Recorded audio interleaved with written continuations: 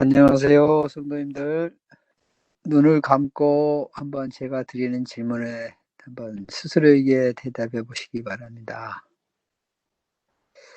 여러분이 눈 감고 생각하시면 용서하는 데 마음에 부담이 되는 분이 혹시 있으십니까? 아직도 마음에 무엇인가를 가두어 두고 있는 영혼이 있습니까? 우리는 지난번에 예수님께서 가르쳐준 용서의 기도를 배웠습니다. 예수께서 가라사대 아버지여 저희를 사하여 주옵소서 자기 하는 것을 알지 못함이다. 아마 예수님은 마음속에 누군가를 감옥에 가둬두고 있는 분이 없으셨을 것 같습니다.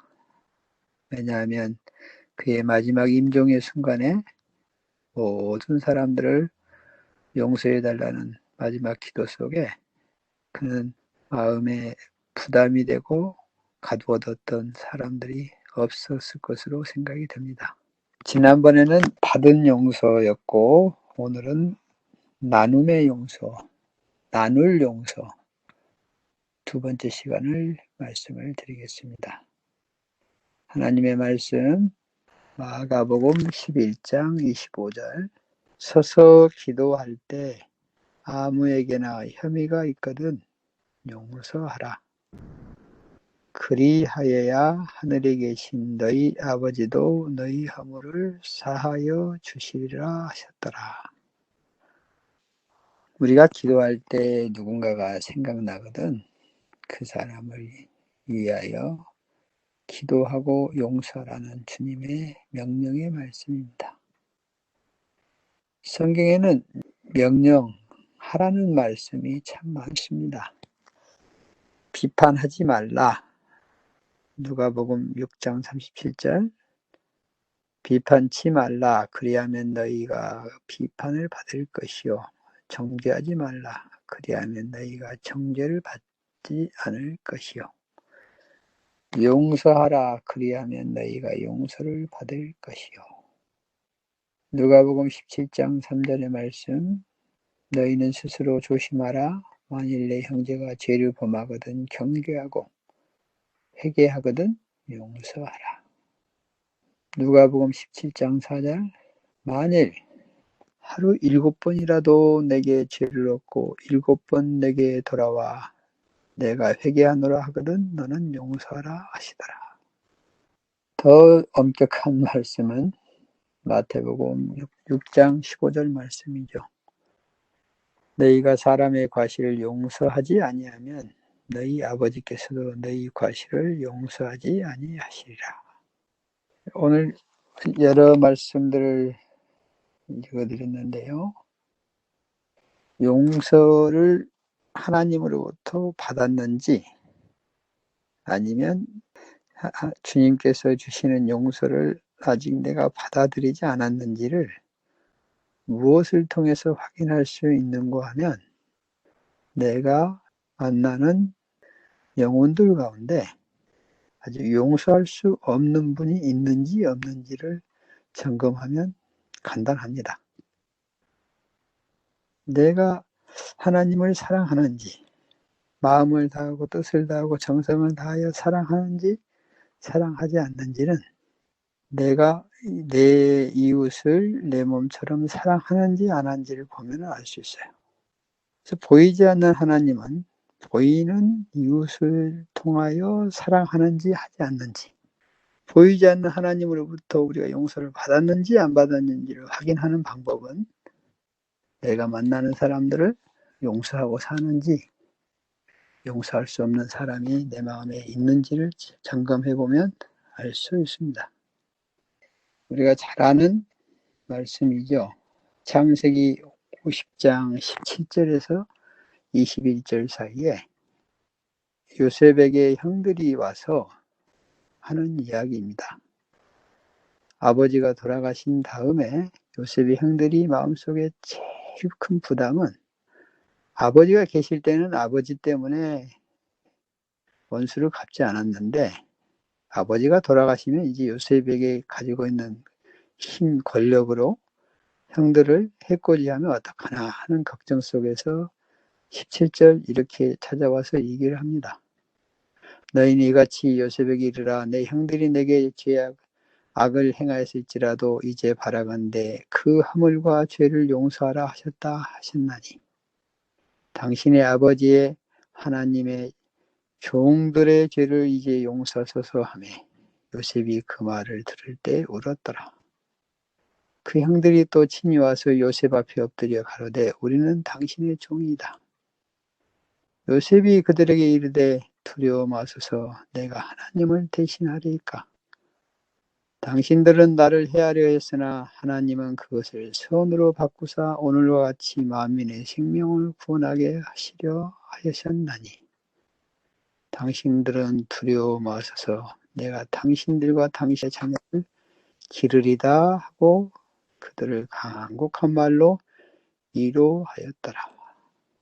여기서 우리가 알 수 있는 것은 요셉의 삶 속에 가장 힘들고 어려웠을 때는 아마 형들의 옷자락을 붙잡고 다시는 아버지에게 형들의 약점을 이렇게 고해 바치지 않겠노라고 다시는 잘난 척하고 다시는 편에 나만 최고인 것처럼 살지 않겠노라고 예언을 해도 형들은 요셉을 구덩이에 던졌고 나중에는 팔아버렸죠. 그래서 결과적으로 형들이 자기를 버렸다. 형들로부터 버림을 받고 형들로부터 상처를 받은 요셉은 어쩌면 평생을 살면서 내가 지금 이 고생을 하는 것도 다 형들 때문이야. 내가 언젠가는 형들 원수를 갚을 수 있는 기회가 생긴다면 가만히 두지 않겠어라고 마음으로 요셉이 살았더라면 아마 17세에 팔려간 요셉이 30세에 국무총리가 되는 그 13년의 세월 동안에 버티지 못하고 아마 우울증이나 때로는 다른 여러 영적인 질병, 육체적인 질병으로 정상적인 생활이 어려웠을 것입니다. 그러나 요셉은 그의 하나님을 붙잡았고 그의 마음속에 이미 용서하고 그 하나님이 인도하시는 섭리의 길을 선택해서 가게 됩니다. 그러니까 자기를 팔아버린 그 형들의 그 상처, 형들 때문에 내가 이 노예 고생을 하고 이 감옥에서 산다고 생각을 했더라면 요셉의 마음속에 형들을 계속 생각했더라면 용서가 힘들었을 것입니다. 그러나 요셉이 오늘 고백했던 것처럼 내가 하나님을 대신하리까. 형들은 나를 분명히 해하려고 했지만 하나님이 그 해하려고 하고 못된 짓을 한 것을 가지고 선하게 바꾸셨습니다. 내 인생의 주인은 하나님이시지 형들에 의해서 좌우되지 않습니다. 이런 고백을 하지요. 그리고 마지막에 내가 당신들과 당신들의 자녀를 기르고 필요한 것들을 채우며 살겠습니다. 라고 위로하는 아름다운 장면들을 봅니다.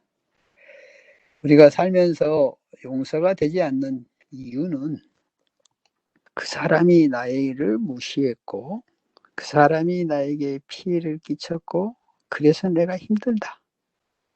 그래서 나의 상처와 아픔을 부둥키 안고 그 사람을 생각하면 우리도 인간인지라 자꾸 미움의 감정이 좋지 않은 부정적인 감정들이 자꾸 불어납니다.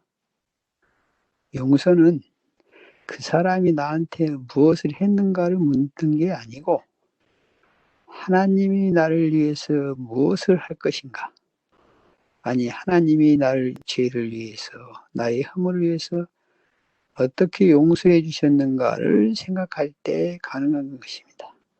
우리의 마음속에 미움이 있다면, 서운함이 있고 상처가 있다면 그것을 자꾸 붙잡고 생각하면 헤어나올 수가 없어요. 마치 뻘 속에 박힌 빠져서 왼쪽 다리를 빼면 오른쪽 다리가 박히고 오른쪽 다리를 빼면 왼쪽 다리가 박히듯이 이 미움의 세계도 내 힘으로 허우적거리면 더 깊이 빨려 들어갑니다. 요셉이 그 형들이 자기에게 했던 것을 곱씹고 형들 때문이야. 형들 때문에 이 고생을 해. 형들 때문에 내 인생이 망가졌어. 라고 생각한다면 자꾸 미움이 커졌을 것입니다. 그러나 요셉의 삶 속에 전환점이 되는 사건이 집을 떠나고 이국만리 어디로 가는지조차도 모르면서 요셉이 기도했던 내용 가운데 요셉은 아버지의 하나님, 아브라함의 하나님, 이삭의 하나님, 야곱의 하나님, 그 하나님 앞에 기도하지요. 하나님의 자녀답게 하나님의 섭리 안에서 내 인생을 맡깁니다. 그리고 그 이후로 요셉은 큰 전환점을 마련하게 되고 하나님이 그 인생의 주인이 됩니다. 형들이 던져준 그 상처를 부둥켜 안고 잠 못 이루는 시간들보다는 하나님이 나의 삶에 어떻게 이끌어 가실 것인지를 고민하며 살아가지요. 만일 어떤 형제가 그대에게 죄를 범하거든 그를 용서해 주어야 한다. 그 형제가 그대에게 와서 죄를 자복할 때 그대는 그의 겸비가 너무 부족하다고 생각하거나 그가 진정으로 자복하지 않는다고 생각을 갖지 않도록 하라. 그대가 사람의 마음속을 훤히 알고 있는 것처럼 그 형제를 판단할 권리를 가졌는가? 하나님의 말씀은 회개하거든 용서하라. 만일 하루 7번이라도 내게 죄를 얻고 7번을 내게 돌아와 내게 회개하노라 하거든 너는 용서하라 하셨다. 그러니 7번만 용서하라는 것이 아니라 70번씩 7번 곧 하나님께서는 그대를 사하여 주신 것만큼 용서해 주라는 말이다. 우리의 삶 속에 자꾸 숫자를 세는 경향들이 있어요. 사랑은 숫자를 세지 않습니다. 자녀들은 부모를 섬길 때 숫자를 세우며 선물을 준 횟수를 세지만 부모가 자녀를 사랑할 때는 숫자를 세지 않아요. 오늘 용서에 대한 부분도 그런 차원에서 이해를 해주시면 좋겠습니다. 우리는 베드로의 이야기처럼 7번 하면 될까요? 엄청나게 많은 숫자죠. 예수님의 말씀은 70번씩 7번도 해라. 490번을 하라는 의미일 수도 있지만 그 숫자 세지 말고 해주라는 이야기죠. 그러나 우리는 그 무한대의 사랑을 우리의 마음속에 가지고 있지 않기 때문에 그 무한대의 사랑을 할 수가 없어요. 왜냐하면 우리는 제한된 사랑을 가지고 제한된 생각 속에서 사랑을 하고 베풀기 때문에 용서를 힘들어하지요. 요셉에 대한 얘기를 이렇게 하고 있습니다. 형제들에 대한 요셉의 사랑은 깊고 이기심 없는 것이었다. 그들은 그가 복수할 것이라고 생각을 품고 있었다고 생각하니 요셉은 매우 고통스러웠다. 요셉은 이미 용서했는데 요셉의 형들이 아버지 돌아가셨으니까 용서한 척 하다가 이제는 다시 복수할까? 그래서 찾아온 거죠. 그래서 형들은 아직도 요셉이 복수할 수 있다고 생각해서 찾아와서 사정을 하는데 요셉은 그 형들의 모습을 보면서 고통스러웠다라고 얘기를 합니다. 예수님께서는 거룩한 정신을 지닌 자들은 제한 없이 용서해야 된다는 것을 가르치고 있습니다. 구원의 경륜과 그 근본은 사랑입니다. 그것은 인간에 의해서 실행되어야 할 원칙이고 그리스도께서 당신의 자비와 동정과 용서를 몇 번까지만 베푸시겠다고 한정한다면 이 땅에 구원받을 자가 몇이나 될까요? 내가 다른 사람을 용서하는 횟수를 세면서 용서하는 것처럼 예수님께서 나의 잘못을 횟수를 센다면 우리는 주님 앞에 더 이상 갈 수 없는 존재들이 많을 것입니다. 한 가지 이야기를 해드리고 말씀을 마치겠습니다. 네덜란드의 코르텐 붐여사라는 분이 있습니다. 2차 세계대전 당시 유대인들을 숨겨준 죄로 가족들이 모두 독일군에 체포되어서 강제 수용소에 갇혔습니다. 그곳에서 사촌 언니 배씨는 성적인 학대를 받고 상처를 받아 죽었고, 부모님도 가혹한 고문을 이기지 못해 결국 죽고 맙니다. 고립된 붐여사는 신앙의 힘으로 견디어 구사일생으로 살아서 고국으로 돌아오게 되고, 그 후 신학교에 가서 공부를 하고 주의 종이 되었습니다. 전쟁이 끝났을 때 코리 여사는 얼마나 히틀러나 그의 잔당들이 자기를 고문했던 그 대상들이 얼마나 미웠는지 모릅니다. 그럼에도 불구하고 하나님께서는 고립된 붐여사의 마음속에 주님의 사랑의 복음을 전하도록 명령하셨습니다. 고리 여사는 전쟁이 끝난 후 독일 마을을 찾아다니면서 그리스도의 복음을 전했습니다. 특별히 용서에 관한 기별들을 많이 전했습니다. 어느 날 독일의 한 마을에 가서 복음을 전하고요. 설교가 끝나고 많은 사람들이 고리 여사와 인사하기 위해서 기다릴 때였습니다. 이때 그녀는 강제 수용소에서 악명이 높았던 감독과 마주치게 되었습니다. 순간 그녀는 이 감독의 온갖 횡포에 시달려 죽어가던 언니의 얼굴이 떠오르고 지난날의 수치와 증오가 되살아나 그 감독을 환영하고 용서할 수가 없었습니다. 그녀는 얼른 하나님의 진노의 날벼락이 이 사람을 때리기 전에는 결코 용서해 줄 수 없습니다. 하나님, 저를 도와주십시오. 간단하게 기도를 했습니다. 그 당시의 마음을 이렇게 기록합니다. 그의 일기장에 그 순간 내 심장은 얼어붙은 것 같았다. 나는 한마디로 하나님, 저 인간만은 용서할 수 없습니다 라고 말했다. 그러나 용서와 사랑을 외치고 있던 그 코리 여사의 앞을 향해서 자기에게 결정적인 피해를 입혔던, 쳐 죽이고 싶었던 그가 한 걸음 한 걸음 다가오고 있는 것이 현실이었습니다. 예수님이 없이는 그 감정을 주체할 수 없을 것입니다. 하나님은 계속 이 코리 여사의 마음속에 말씀하십니다. 코리야, 용서하거라. 못해요. 이렇게 내적인 싸움을 하고 있는 동안에 그 원수 같은 사람 벌써 코리의 눈앞에까지 다가왔습니다. 그런데 그 순간 코리 여사의 마음속에 번개같이 스치는 생각이 하나 있었습니다. 그것은 하나님의 음성이었습니다. 나는 너가 저 사람을 용서할 수 있느냐 없느냐를 묻는 것이 아니라 용서하겠느냐 안 하겠느냐를 묻고 있는 것이다. 용서하라는 것은 나의 명령인데 내 명령 앞에 순종하겠느냐 안 하겠느냐를 묻는 것이다.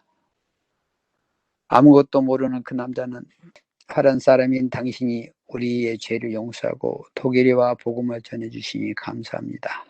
얼마나 기쁜지 모르겠습니다. 죄를 용서받고 새 사람이 되기 위해 주님 앞에 나왔습니다 라고 말하는 것이었습니다. 얼마나 힘들겠습니까?